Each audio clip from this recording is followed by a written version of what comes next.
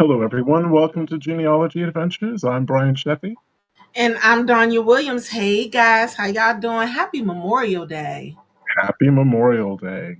Yes, remember those vets. Remember those that have that I read this thing that was trying to tell you the difference between it was 3 days and I can't remember the name of the first one, but it was like those who are living now, the veterans, and then Memorial Day. And the way they broke it down was so sweet. It was like this was the day for the soldiers that still wear the uniform.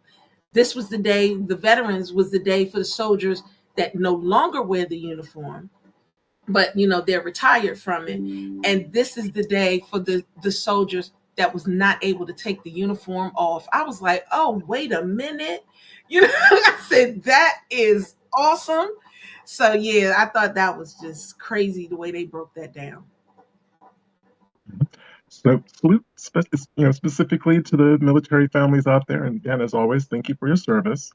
We have an amazing show for you today.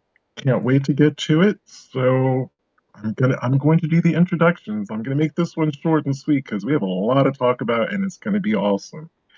Walter English is an artist and the founder of the Brister English Project, whose goal is to show American descendants of slavery a history that's more than just slavery and dreams. His mission is to provide an inclusive, supportive platform that celebrates ancestral roots, strengthens cultural bonds, and inspires future generations to embrace their unique legacy with pride and purpose. The Brister English Project offers 20 hours of free genealogy work. I'm going to repeat that. The project offers 20 hours of free genealogy work to Black people to help them discover their ancestors and their roots that have been hidden and overlooked for so long. Walter English, welcome to the show. Thank you for having me. Thank you. Yes, welcome, welcome. That was great. So I'm sure we're going to get a lot of questions about that 20 hours of free genealogy for Black people. But before we get there, we don't want to put the cart before the horse. Um, in reading about you and even in the short time that we had in the green room, I really got a sense that you're passionate about genealogy and history. And for the benefit of the audience, what got you hooked into genealogy, or what started you down that path? I loved history ever since I was a kid. That was one of my favorite subjects. I was the kid that would watch documentaries for fun. Like that was my thing. So what really got me into genealogy was wanting to learn more about my family. The more I learned about history throughout school and out of school. And so I started 20 around 2012, 2011, looking for my mom's side of the family, my dad's side of the family. They kind of plateaued real quick for me. Mhm. Uh, 10 years later, we got a new census that came out. The 1940 census hit, and it led me to find folks like my great grandfather Robert English, who was born into slavery. He passed away when my mom was 3 months old. Um, then I found his father, Brister English, who I named my project after, on the slave schedule as well as the slave ship manifest, and that led to conversations with descendants of the enslavers, a few phone calls, and after talking to Chuck, which is the great grandson of the man who enslaved my family, Thomas Cassandra English, um, he told me he does something similar for the Creole folks down in Louisiana. And so I thought if he can do it for those people at 80 years old, I can do it for my folks, right now. So I kicked off the project. So definitely sounds inspiring. And I'm curious, and again, listening to you speak about it now, it sounds as though you've gone on a very empowering journey. Is that a fair assessment? Yes, very, very, very fair. It's a journey of ups, downs, beauty and horrors when you really start diving into this work. And we're going to cycle back around to that in a couple of minutes. Um, Apart from offering, doing the genealogical research services, the real core of the website is the resources that you have. And I'd just love for you to spend some time talking our guests and viewers through the resources that you have and the ways that people can use them. Yes. So if you go to my website, bristerep.org, you click on resources. You click the big photo, it'll bring you over to what looks like your normal link in bio. But when you dive into it, you will find how to start guides to starting your family tree. Everything from 4 steps to how to navigate around Jim Crow to the different kinds of records that are out there that you can use and what kind of historical context that comes along with looking through these records. I have what I call general resources, so resources within resources, things that are on Family Church, things that are on Ancestral, everything from Bible records to Bible records. I'll make sure that we have all that, and everything is free. I don't believe, having a history that is stripped and burned and taken, that we should have to not only jump over these hoops and these obstacles, but we shouldn't have to pay to do it. And so I provide that provide a database of everything from census records, slave schedules, slave ship manifest, insurance policies they took out on Black people. I have everything from educational sources if you just want to learn about what you're gonna find and how you are gonna navigate it. But it's just a big compiled database. It's over 60 resources. More are coming. Believe it or not, I do have more sections coming, more resources, military, library resources, everything. Listen, for the benefit of people who have never had to build an archive, because myself and my team at the IAAM Museum, we're going through that right now. Building up a new archiving platform. It's a lot of work. It is a lot of work that goes into building it. First you have to digitize things. You have to be very, cautious of, not cautious, very aware of the quality that you're producing these digital images at. It involves a lot of technology. Yes, And yes, I guess without getting too personal, there's also a cost because if you have high resolution files, they have to be stored somewhere. And yes, even if it's a cloud solution, there's still coin yeah, that needs to pay for their rent. yes, Um, has this been an overly expensive process for you? yes. The Brister English project started off with $1,000 from one person in 2021. I got everything to start off with, and then I've been maintaining. I haven't been able to live. I've been literally maintaining every month, and that's thanks to social media and the folks who do donate to me, either every month or they get a nice large lump sum that allows me to spend my time and put energy, put my full energy into this. Because like you said, I'm passionate about this, and I quit my job and I devoted my life to the community and to this project and to helping us find our folks. So it's definitely expensive. It is. Oh wow, I did not realize you'd quit your job. 2021, So I quit my job and I said I'm gonna devote my life to this, and we need it. It's ancestral healing, I feel, and Yes, it is. Oh and my goodness. and so I feel like somebody needs to tell these real stories. Like somebody needs to tell these real stories because I think it's a disadvantage to not only ourselves but to everybody else when we don't see ourselves in history. When you Mm. don't know all the impact that Black people had in history, to see our faces in certain places, to see our names on certain census, to see us, to see our face, our like my third great grand aunt, me and her have the same fourth great grand aunt, me and her have the same hands. She had the Mm. same hands as my mom, mhm. same hands as my grandmother. So it's that. It's so I thought if I'm gonna do it, I can't do the regular job and this at the same time. So everything into this, and I survived with social media.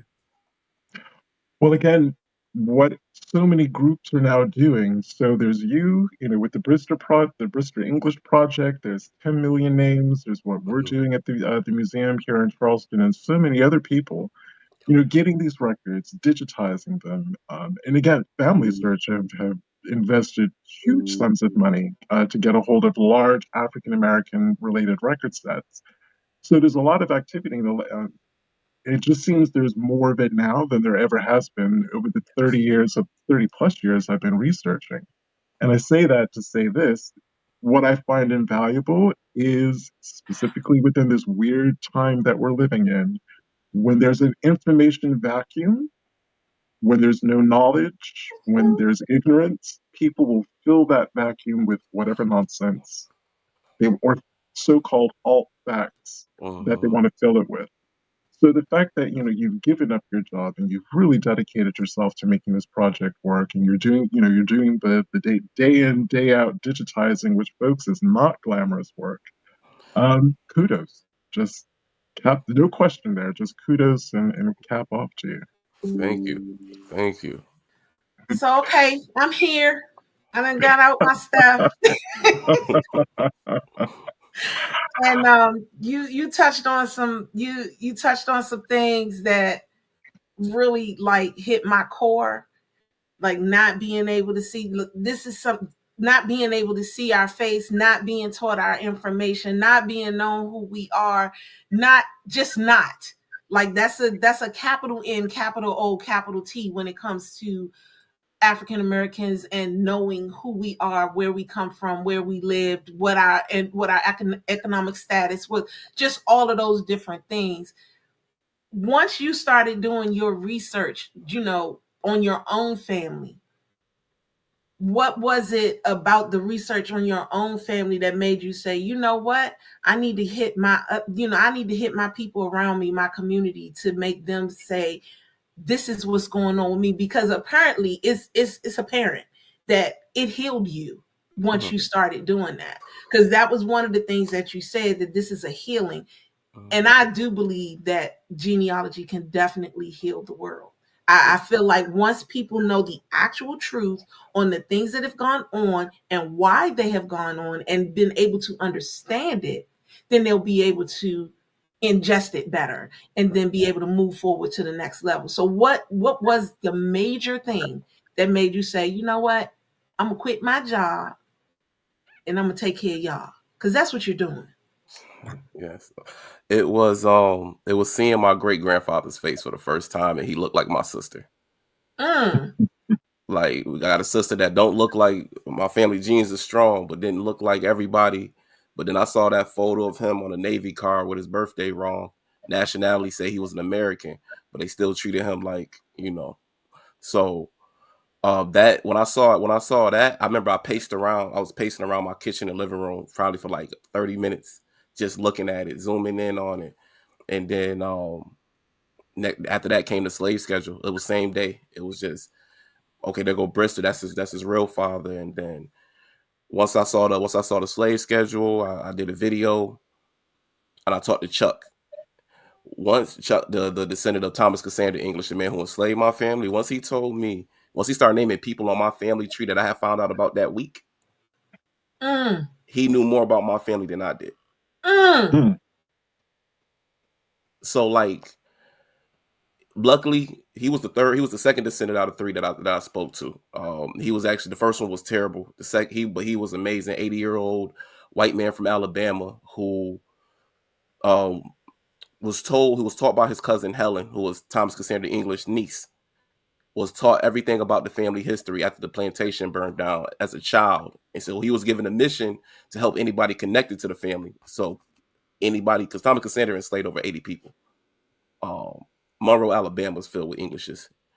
So he is, and so just that conversation with him, seeing how important it was, and then seeing how much was out there, and seeing these faces and all these names that I never heard of in my family: Grant Hill, Alabama Harris, um, Parenthea Osborne.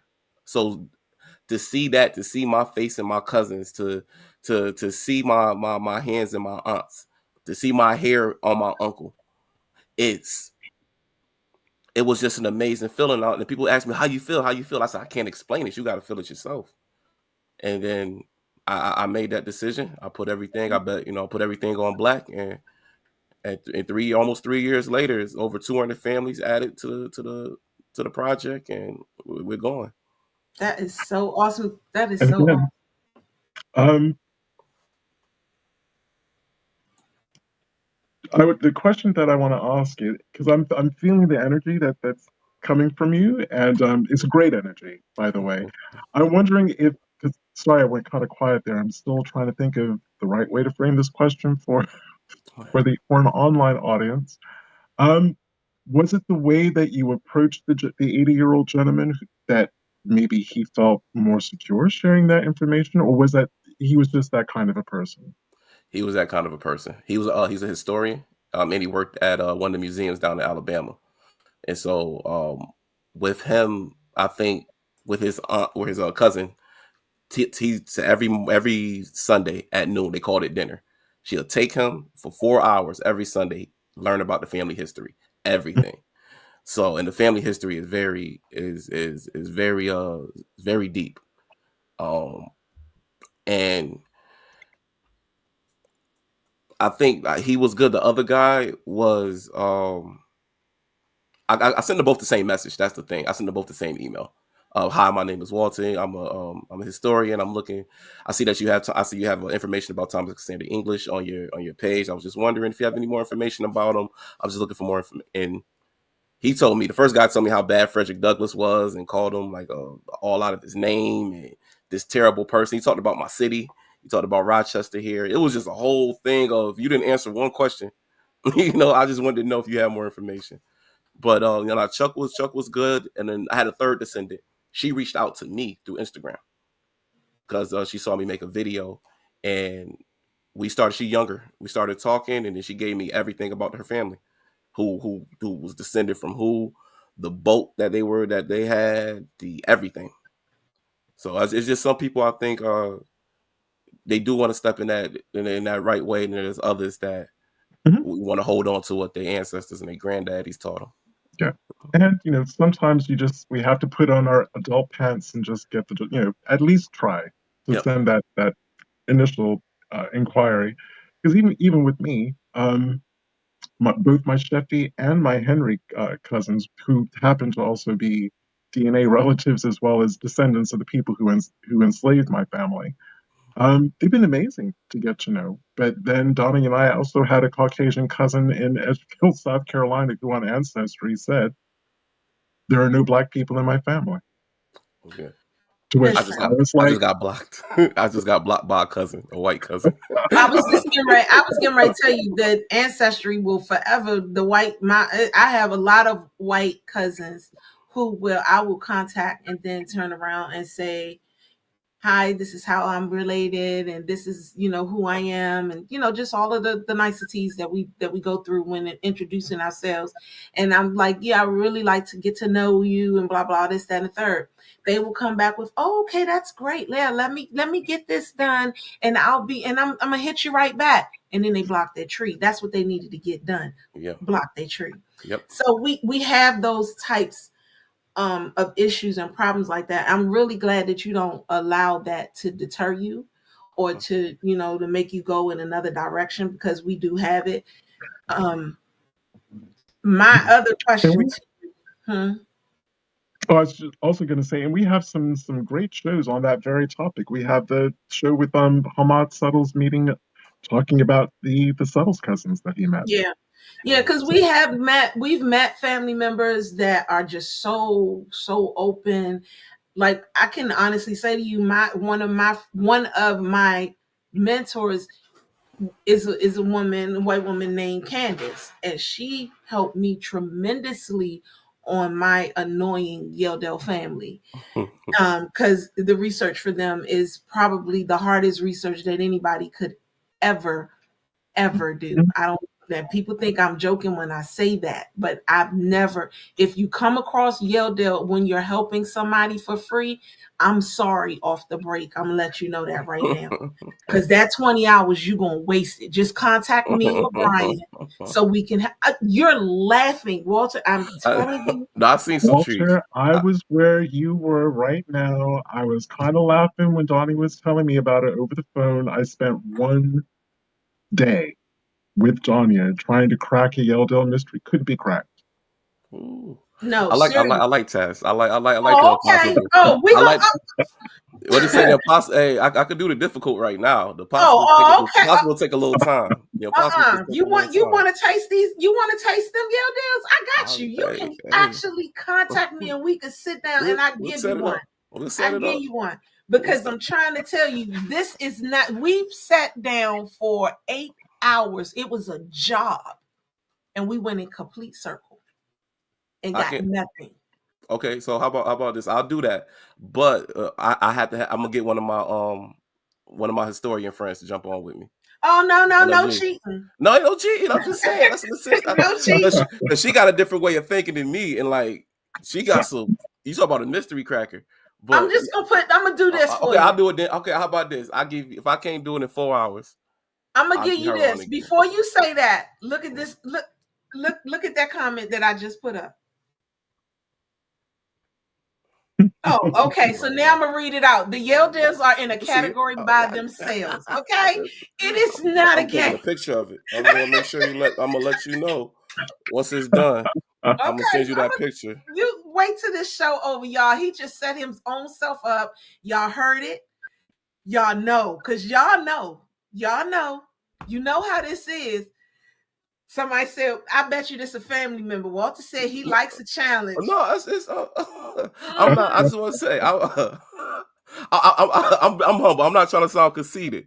No, you I'm can just be confident. humble. You can be humble. We're I'm just just. gonna put you on a whole nother level. I just have 2 words before my next question. Never again. I've Those been a people few of those. cause I've been a few of migraines. those. I got a different way of thinking, so I might be able to. I'm Oh like, y'all got Oh, me. You got me going down rabbit holes for 8 hours, and I came back up exactly where I started. Never again. I don't know who Nikki O is, but apparently she's gonna be contacting me soon. But look what she said. Yeldales are hard. Like I got people that get mad at me over those folks. So we'll talk about that. We'll get into that. We will get So into. I was going to say on the website there's which is the copy has been so well written, but there were certain words that really resonated. So it was talking about having a supportive platform that celebrates that again the word celebrates and then the ancestral roots, cultural bonds and strengthens, and then pride and purpose. Those aren't words that are typically associated with descendants of enslaved people. And Mm. that was again one of the reasons why I really wanted to have you come on the show to talk about that. What are the ways that the project itself is trying to instill that in descendants of enslaved people? so I always tell people like my project focuses more it's more than chains and dreams. It's more than the stories that we get told. There's so many. I have a playlist called BEP results. I'm at to start everything up again with that. But what I do is I show people pictures of their family members if I could come across them. And sometimes people are seeing folks for the first time. They're learning that one of the people I worked with, she was related to a lawyer. A lawyer who moved down to Tulsa or city next to Tulsa after the massacre, and he became a teacher in that area for Black students. She is a lawyer today. So like just to see that connection, to see the beauty, to see all the amazing stuff Black people did on census, to see their kids, to see the folks in college, just to see us. Like I know our history is filled with a lot of trauma and a lot of pain, but we are here for a reason. They went through that and they still did it while looking good. They still did it while feeling good at times. Say So that. Say that part one more time. oh yeah, they Say did it while they was looking good, and they did it when that they part. was doing they did it while they felt good. It, That it was part. it was times it was we know resistance as a lot of as revolting as getting out there sometimes rest was resistance back then. To learn that your family had a secret garden and feeding their kids was resistance. Sometimes resistance looked like I'm gonna do whatever it takes to feed my family. Like to see the amazing Black people, like, and I got somebody that's related to Ida B. Wells, and then he had two more cousins that was on my family that signed up, and they didn't even know they were related all together. So it's those moments, it's those parts, it's those parts in history is connecting to today that makes it such a beautiful process, or it And can I be guess, beautiful. oh, yeah, no, I was going to say absolutely. And to hopefully give the audience an example of that, I'm a child of the 60s. I was born in the mid 60s, so the whole right as this whole civil rights movement was really beginning to explode. And trust and believe, even growing up in New England or being born in New England, um, I got the memo that this was not my country. That people who didn't look like me, who looked a lot paler than me, felt that people who looked like me, this was not our country.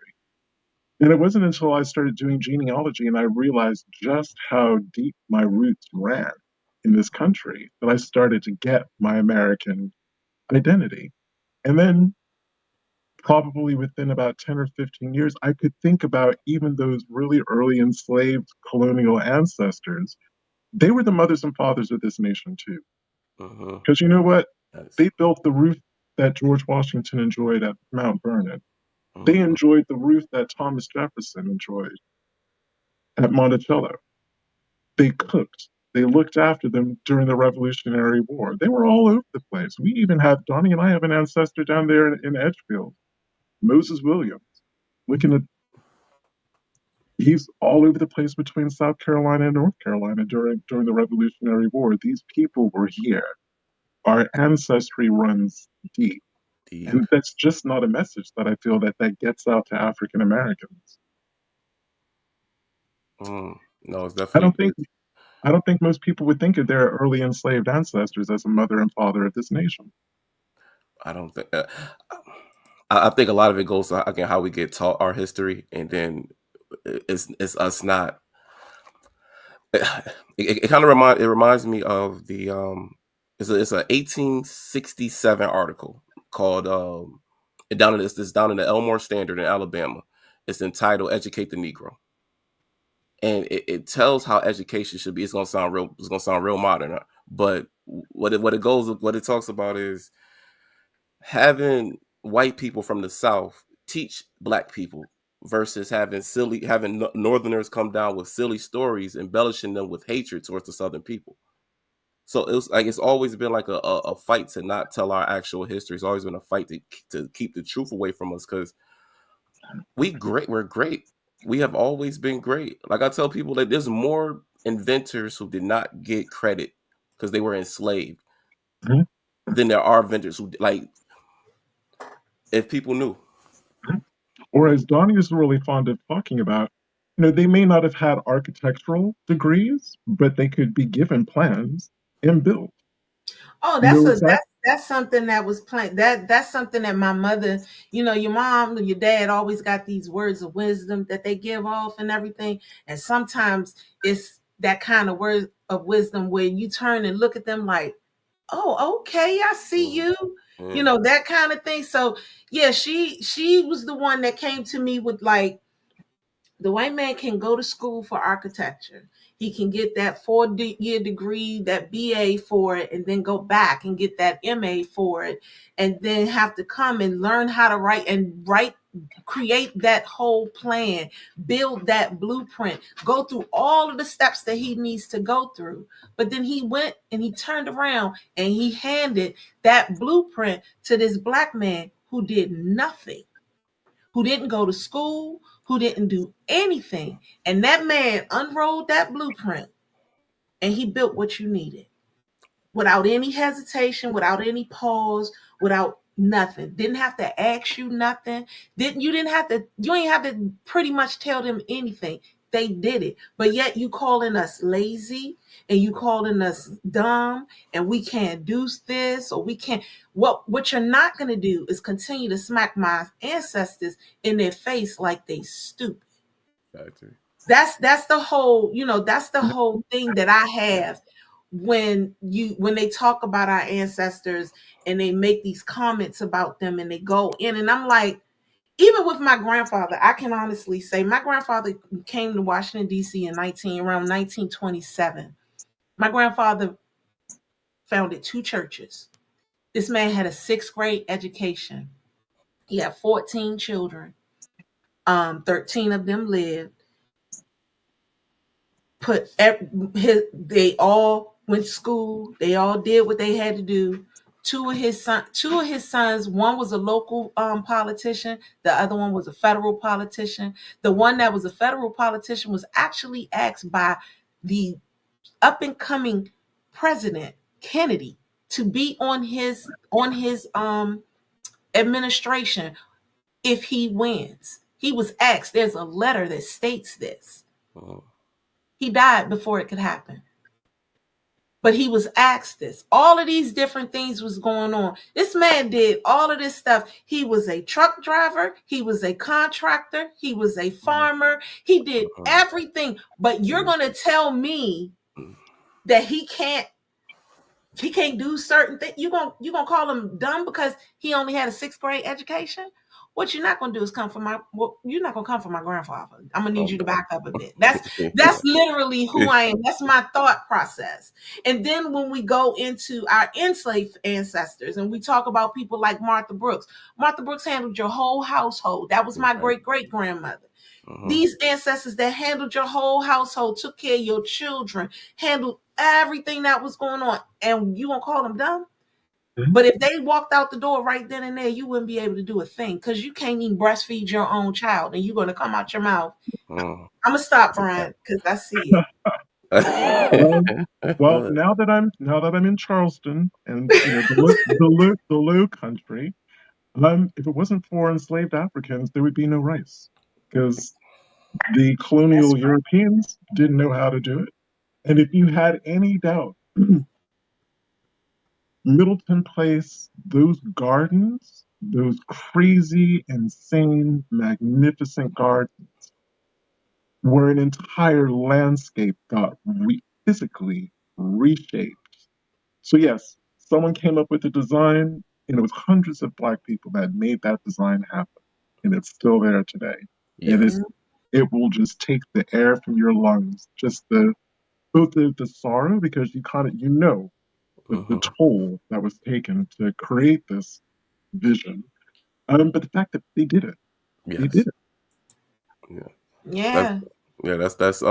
That's kind of what I'm trying to do. I'm doing out in with the Santa Cruz Museum, the Museum of Art and History, with the London Nelson Legacy Initiative, and where it's telling the actual story of like the what the Black people did out there, because you would think there were no Black people in that area, but that's the place where the Black Panthers ran out to, the same place where all those Black people mined for gold, the California Gold Rush. I swear there's a underground railroad that leads to the west of the gold rush, because I looked through the archives. I was looking at all the families and just seeing people going, and then them literally reshaping all of that wealth. And I literally had to look through agricultural records to see how much of that land was taken from the Black people who worked that land.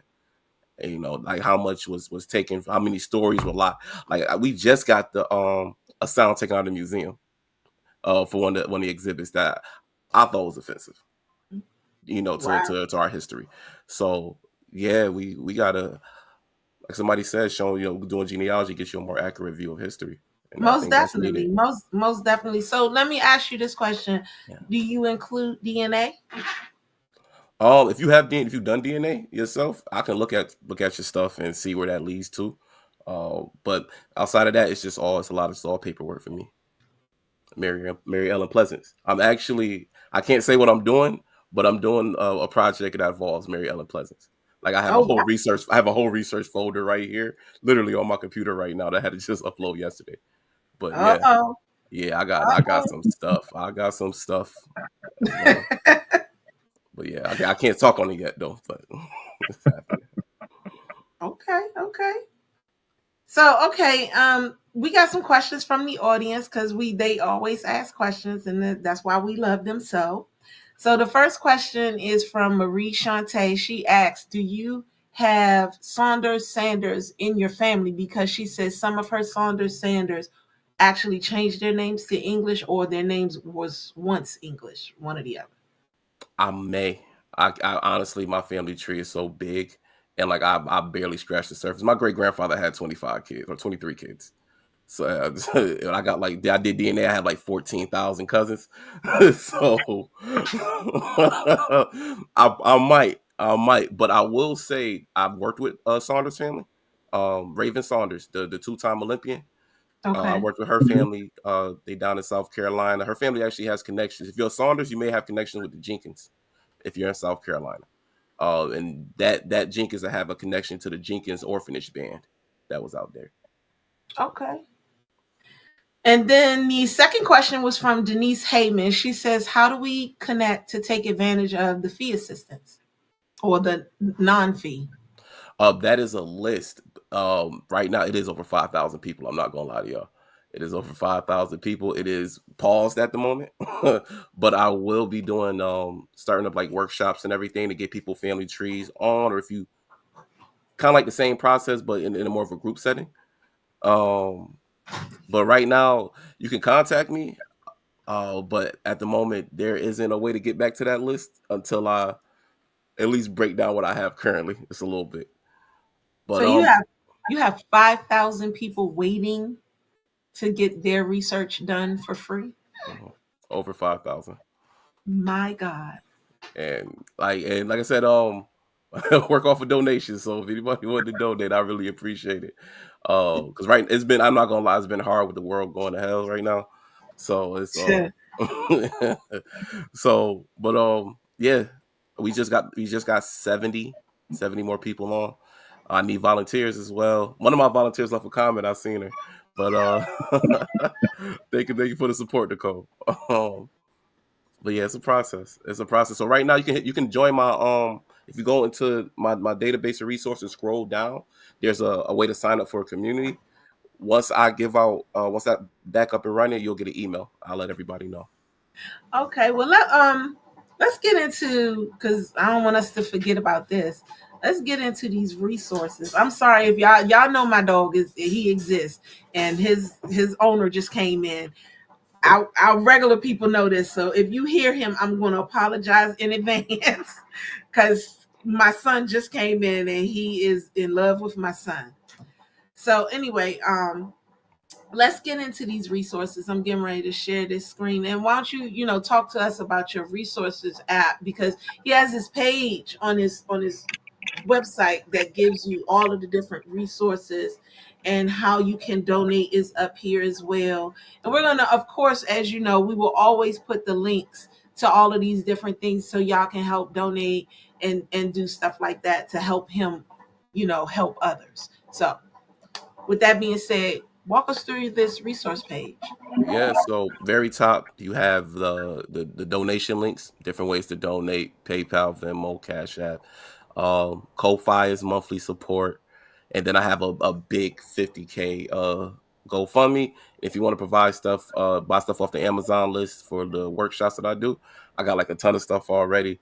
But feel free, everything helps, and there will be a new one coming up soon as I'm trying to move to California to kind of strengthen that relationship with the museum, as well as join some of these reparation boards to kind of kick that off. I know that's right. Yeah. Okay, and this right here. How to start. So you have a 4-step how to start. You have a 7-step how to start. There's the family search one as well. And then it goes over to like a whole 72-page PDF. It looks big, but it's not as big as it looks. I promise. It's they break down what kind of records you should be looking for. It's with the National Archives, I believe. It breaks down. It gives you links to everything they're talking about, and just ways to use it, and what they hold and what they inform. But whatever you want to start at, whatever level of genealogy you at, I do have a how to start for you. And that's what all of this is about right here. Yeah, everything is how to start. Oh, I see the 72 page. Okay. Mhm. And then right General, yep, general resources. So you have family search. You have like that's the one that has everything from Bible records to vital records. Ancestry has a free enslaved database. I'll get you right over to that, so you don't have to use the card catalog to look for it. And that provides a lot of stuff from slave schedules. They're on there if you like Ancestry's format better. There's folks of the for the folks of the Caribbean. They have a few records in there for you, West Indies. But a lot involving slavery. Then I have stuff like different websites, different projects that have multiple resources. And I think at the very end, if you scroll all the way over, you'll start seeing universities. Brown University, Duke University. The Black Heritage Project is really good. I have slave narratives. One of them is you can actually listen. to the folks' voices. So like Uncle Billy McCree, you can hear him singing if you want to hear what the songs he used to sing back before he used to go to work. And then one of the big ones is that library search at the end right there. If you want to just broaden if you want to check over 800,000 items involving us, amazing resource. Amazing. Even if you just want to look to learn, it is an amazing resource. Is this mostly articles and stuff? What is this? It pulls from different. It pulls articles. It pulls stories. If any library has something digitized, it'll pull that up for you. There's just a bigger public library for just a broader search. Afro Louisiana history, different Freeman Bureau records, and I know I have a few of them up there. I check every one because different websites hold different things or had different things transcribed different ways. Mm-hmm. So it might seem tedious, but check every single thing. Check every single thing. Yeah, most definitely. Nicknames. This is awesome. This one right here, I was like right now I'm going through this whole thing with this one guy named Pink. That's his name, Pink. P-I-N-K. It could be Pinkney. Sometimes he goes by Pinky, but it's two people. We got a Pink, it's Pinkney, and then we got Pinky. Remember, Brian? Those two sets of Holloways. It's two people. It's literally two separate folks. And yeah, we trying to figure out what Pink actually stands for. If it's Pinkney, if it's just Pink, if it's, we're not sure. But yeah. Let me know on that, because the one of the families I'm working with the California Museum, because we're basically finding these who belong to these unmarked graves, and we've been finding out more information. We got like 11 bodies, right, of Black bodies, and one of the bodies was a child named Lorraine Pinkney. His family came out there, I think, from South Carolina, if I'm not mistaken. He was sickly. Probably. He was sickly. He had breathing respiratory issues. He ended up passing away, and when they passed away, the family split and they left. But I found out who his parents was from one of the archives had a doctor document from him. Yeah, he has a huge family. So they might be. South Carolina. Let me know. See, look, hey, let me know. But the nickname section is huge because, again, our family, people use nicknames. And just give you different, varieties of what you may see and what you may not know. Some people don't know that Peggy is a nickname for Margaret. Yeah. It's people, my aunt Rebecca McKibben, the one who has hands like mine, she went by Rebecca, Becky with the Y, Becca. Her husband stayed the same, luckily, but everybody, whatever document she signed, whatever she felt like saying. Yeah. And some of those ones that don't apparently make sense, like in the colonial period in early 1800s. How were Nancy and Anne interchangeable, or Sarah and Sally? Yes. Which would go on to become two completely different names. Exactly. Or names you ain't never heard of in your life, like Thema. Yes. Micaiah becomes Cager. It's all kinds of stuff. But yeah, I have the nickname hub. That goes right to Ancestry, A through Z. Just click your letter. Phonicizing names, so how names sounded. They can be spelled the way they sound. Every census taker wasn't literate. No, they were not. Say that again, because people in the back may not. I don't think they heard you. Yeah, some were definitely not literate. And they were not. They were not literate. You can tell by the. So. I was going to say, or the other one was specifically for people of color, whether they were free or enslaved. They couldn't read, that all of a sudden their kids could go to school, and then teaching their parents how to read and write. You start spelling the names the way you hear it, the way your accent is. So Donnie and I, we have two families out of the upper part of South Carolina. One is Tolbert with an O. The other one is Talbert with an A. And they're convinced, some of them are convinced that their families aren't related to each other, but they are. DNA has proven that they are. Yeah. So you have Colberts and Talberts, Childs and Childs. Or You know, Ryan's, rhymes, Ryan's, Ryan's, rhyme, rhyme, rhymes, rhymes, and rhyme. Uh-huh. And I said something different each time because that name was literally spelled all 10 different ways. Oh, yep. mhm. Mm-hmm. Yeah. So Mm-hmm. yeah, you got all of that. All of that. But this is an awesome resource. We'll definitely put I've already put the link in the comment, but I'll comment section, but I'll definitely do it again. We got a couple of more questions. Okay. I think one was answered for Terry Burke, but just in case, he asks, do you donate on the site? So does this, I guess, does it take it right there or what? Yeah, so whichever option you use, because this is a nonprofit, so it'll take you to whichever method you prefer. If it's PayPal, they'll do PayPal through the nonprofit or PayPal Giving Fund. You can do it through the Venmo charity. You can do it through Cash App, and right there. Yep. So right at that very top, you pick whatever works for you. You just click away. Okay. And then the second question was, when accessing through your site, would you need a membership with any of those resources? No paid membership with any of these. No paid Really? membership. Even with the Ancestry one, you mean they All that's let you free. do that? All for free. You are awesome because I Yeah. can't. Oh, never mind. There's free access records on Ancestry that people like. I have to add a new one because they didn't add it to that enslaved database. But there is like a list of free Black people. I think it's like the free Negroes list from a certain time frame, and you can see each neighborhood. I think Virginia has like the more extensive one, Yeah. but you can you can see that there's a lot of stuff you can access for free. Um, if you like I said, you don't have to pay for anything. Family Search will have you sign up. Some of these websites will have you sign up, but outside of that, do not give them $1. You don't have to if you don't have to. That's awesome. So you're gonna have to come back over these comments because some people are saying they got Pinckney descendants. I You see. actually had someone who has volunteered, has already sent you an email I to be a seen that this volunteer. morning. Yeah. And I'm gonna tell you something about her because it was Sharon, Brian. I don't know if you saw it. I Let me saw it. tell you something. Sharon is one of the genealogy researchers, a genealogy adventure researchers.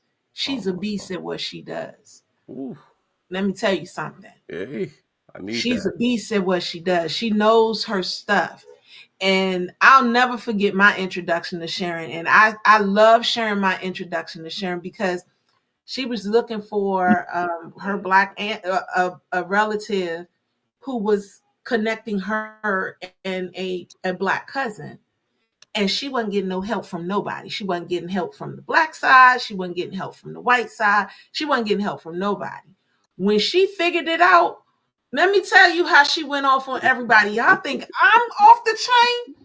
Man, Sharon was like, I did this, I did that, and I found this, and I'm ordering his kilt. So forget y'all. And she was like, I got it all now. And he is there, and this is who he is, and this is our cousin. She claimed it, she held it, and it was awesome. And all I could say was, tell him how you really feel, Sharon. Pop your stuff. I like that. Yeah, Yeah, so she is. You are definitely getting a good researcher in her. She's awesome. She's great at what that she does. definitely. Brian, you got another question? I lost mine, unfortunately. You lost. Yes. All right, well then I guess I do have this whole thing is just I'm so proud of you. First of all, I'm a mom all the time. Thank you. And from a mama's point of view, I'm extremely I know your parents are extremely proud of you and what you're doing. And I think that is just awesome because I believe in the teaching of our kids. Like when you made the comment of not being in school, you're not being able to see yourself in school. One of the things that I learned was I was talking to some family members and they was like, yeah, we don't get to know who we are or anything like that. And we don't learn about our own family. And I was like, yes, you do. Might be the white family that you learn about, but you're learning about them. And they're like, what do you mean? That's not our family. I'm like, boo, you from the founding fathers too. Don't get it twisted. And then I pointed it out to them, the exact person that they were from. And they was like, I'm sorry, what? And I said, yeah, they just don't let us know that. And everything that you're doing, it allows that kind of stuff, and you do it openly and graciously, and I'm just extremely proud of you for that, and I thank you for it. Thank you. That means a lot. Thank you. uh, Yeah, I, and same for me. And again, I guess having done this for so long, I've never understood how us and people who look like us trying to find our roots and our family. And again, even listening to you discuss about your grandfather and your great grandfather, all the way up to Brister, I could tell by the way you were speaking about them, they became people. They're real, not living, breathing, but three-dimensional ancestors in Yes. your head. Yes. And that's what I've always loved about genealogy. It's one of the gifts that I enjoy giving every day that I'm on the museum floor, helping people, giving them the gift, getting them to even simple things like most people will just look at the index of a census record and then they think that's all the information. And even last night at a reception, I was blowing these records up huge, going, listen, that M2, that meant that was the second marriage Yes. for your male ancestor. This was his second wife. Look at the age difference between the two. He's probably got more kids not living in the household from his first wife. Then Yes. she's looking at, I pointed out what he did for a living, and he was a carpenter. He was a carpenter who worked from home. But she was so proud. And the fact that he owned his home because he had a little O Yeah. in the right column, she's like, he owned his home? He owned his home as a Mm-hmm. carpenter, my Mm-hmm. ancestor. And she walked out of the Center for Family History with just, she was proud. and That's that's the goal. That's the goal, to try to start making us proud of ourselves again, because we're not.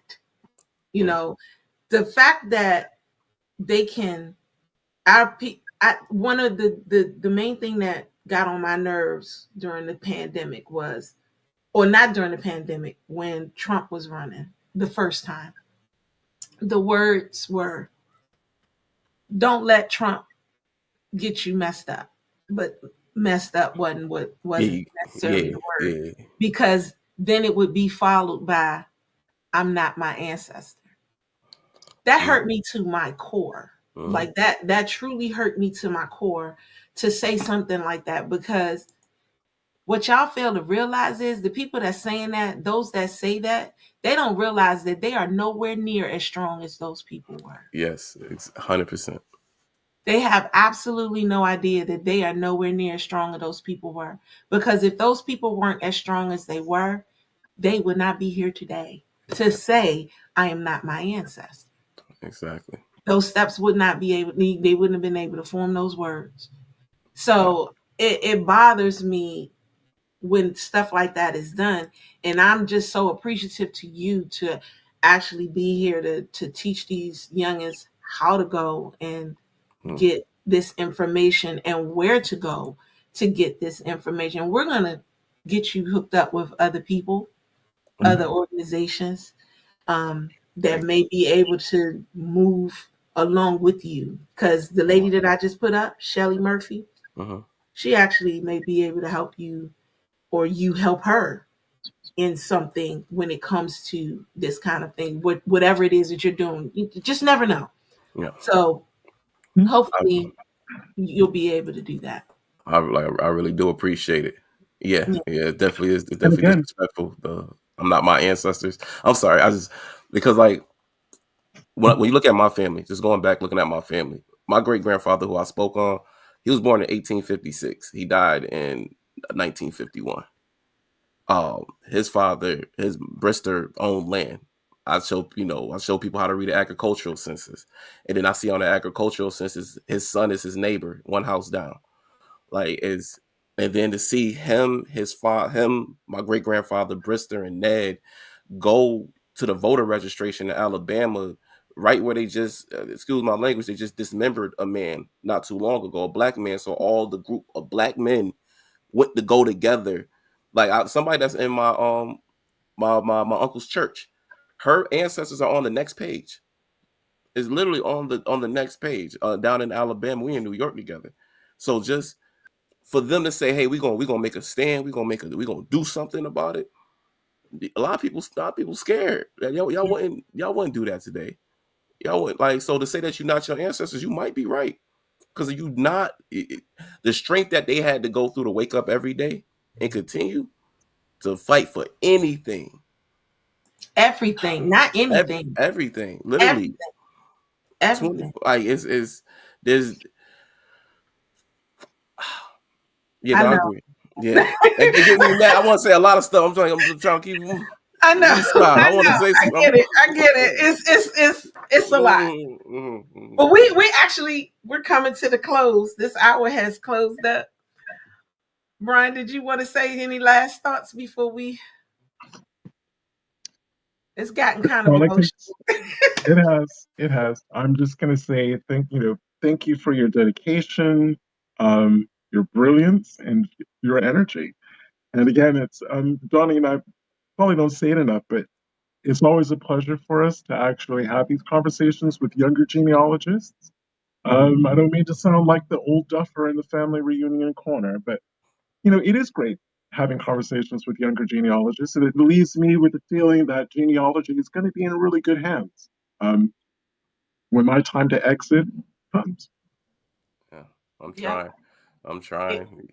Yeah, I'm in total agreement. You have me in awe, and you sound like me. So I think this was your mom. I want to go back to this. I think this is either your mom, your cousin, your aunt, somebody. I need you to know, Miss Jones, that one of the things that Brian and I pride ourselves on is supporting ourselves. And one of the reasons why we do that is because it got so hard for us to get other African Americans to support what we do. So your son is always going to be supported, or your whoever he is to you, he's always going to be supported. We're going to give him as much information to people as possible. But first, I'm gonna drain him on the Yeldales. I need that. Right. I'm gonna drain him. I'm gonna put him on. The Santa Cruz Museum told me the same thing. They was like, "You're not gonna find this." 10 minutes later, here we go. Y'all been for 2 years? Y'all 2 years, okay? Yeah, okay, yeah, okay. He talking a lot of smack. I'm one of the Wait greatest. till I get I'm one to of the it. greatest. You're like Prince back there. I'm one of the greatest. Okay. I'm joking. Again, loving the energy. I'm just thinking, wait until you get to your first name change. These people change their surnames more than once. Oh yeah. Just the first one. I seen it. I seen. Oh no, you haven't seen this, baby. Hers. Hers. We got 8 names. We got 8. Who y'all running from? That's what I want to know. That's what it sounds like. It sounds like it's a different trail that I think that need to be sniffed out. That kind of run parallel. I got you. Okay, well, you just stay right there. We're gonna say goodnight. Yeah. We're gonna say enjoy Memorial Day. Brian. I was just gonna really quickly say with the Yeldales, it is the white Yeldales and the black Yeldales. It's all of them. All of them. But thank you everyone thank you so much for being on the show. Thank you everyone who's tuned in, however you've tuned in. I'm always grateful and always appreciative to spend this hour with you. Always. See you guys later. Until next week, 4 p.m. Eastern Standard Time in all your usual places, I'm Brian Sheffy. And I'm Donya Williams. Enjoy your holiday, guys. Take care. Stay on the line.